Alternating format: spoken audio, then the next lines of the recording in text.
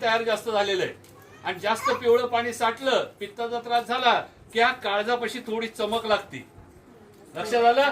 आता नीट ऐका, हे जे पित्त वाढलं ना, तर हे पित्त जास्त झालं की जळजळ, तेलकट, तिखट गुळणी, छातीमध्ये त्रास होतो, छातीत दुखतं, चमकतं, पाठीत चमका येतात, कधी कधी तिखट गुळणी फार येते. तर लक्षात ठेवा, हे पित्त कशामुळे वाढलेलं असतं तुमच्या शरीरात.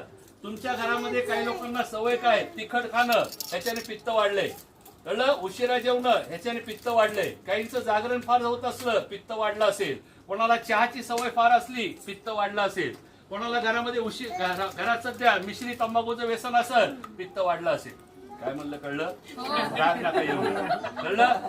आज ज्यांना पित्ताचा त्रास आहे, तर आज आपल्या वस्तीत एकच गोष्ट सगळ्यात जास्त होती, ती म्हणजे 90% माणसं मेडिकलच्या गोळ्या खात आहेत. ओमी, बरोबर आहे ना? आता तुमच्या तोंडात बरोबर शब्द आला.